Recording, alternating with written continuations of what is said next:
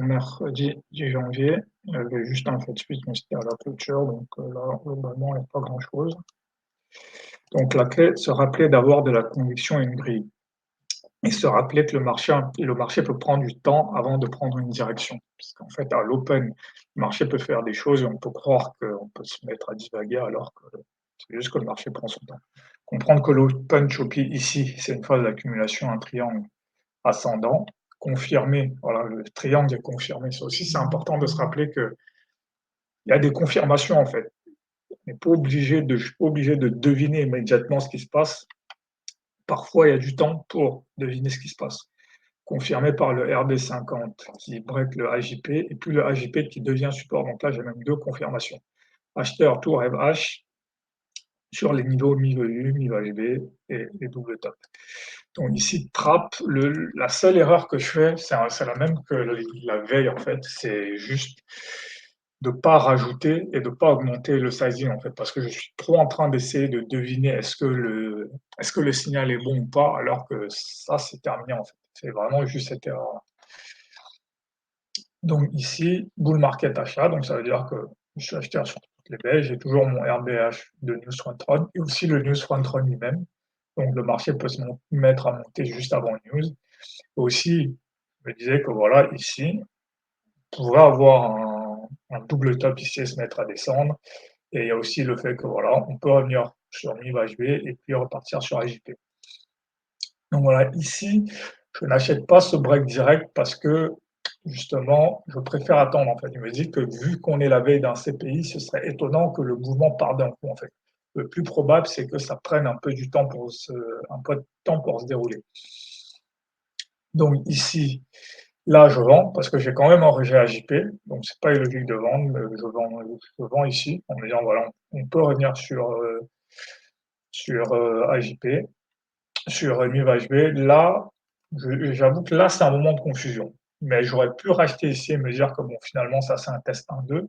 Mais je pense que là, je fais autre chose, donc j'ai pas le temps. Mais j'aurais pu racheter ici. Là, j'ai un double top là, pareil, je peux vendre. Voilà, voilà. C'est là où il faut quand même c'est là où c'est quand même mieux d'avoir une conviction. Par exemple, si ma conviction, ça avait été que finalement on va monter, bah là, j'aurais pas acheté. Mais là, je pense que j'aurais vendu parce que ça, c'est quand même un double top. Et c'est ici, en fait, que je ne remarque pas. Je ne remarque pas ce truc-là. Voilà, si je le mets ici.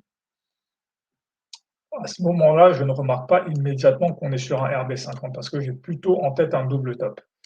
Mais ensuite, je le remarque à partir du 6. Ce qui est important, c'est de voir qu'il y a le temps, en fait, tu vois. Voilà. Le RB50, il est ici. Et là, on se met à remonter.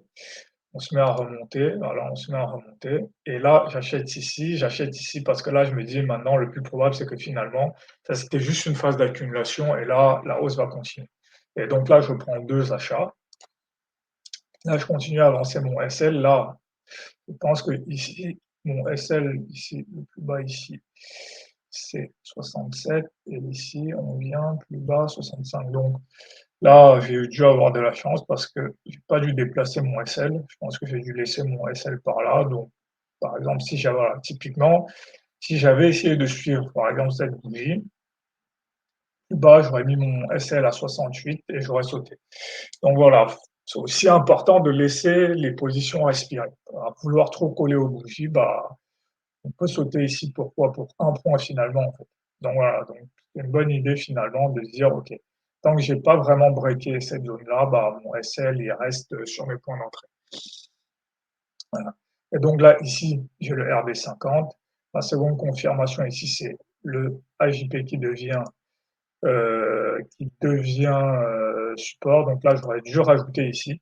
Bon, ici, j'aurais peut-être pas rajouté ici parce que là, j'avais pas pu placer mon SL à 0. Donc, mon idée, c'est de ne pas avoir trop de risques, donc maximum 3 SL. Donc ici, j'aurais peut-être pas pu rajouter, mais à partir d'ici, j'aurais pu rajouter. Parce qu'à partir de là, je peux couvrir toutes mes positions. Donc ici, au moins, j'aurais dû rajouter. Et ici aussi, donc au minimum sur ces deux-là, j'aurais quand même dû rajouter. Ici, peut-être pas parce que là, on commence à être assez haut. Voilà, on vient déjà, on fait presque un nouveau plus haut annuel. Mais au moins sur ces deux-là, une, deux, j'aurais dû au moins rajouter. Donc voilà et là on continue à monter, donc la gestion sous la bougie, rien de particulier. Donc il y a rien de compliqué dans cette journée, voilà. Si j'avais bien en tête le front run, ça le truc ici, c'est que je rajoute pas, j'ai toujours ces petits moments d'hésitation où je vais questionner mes signaux.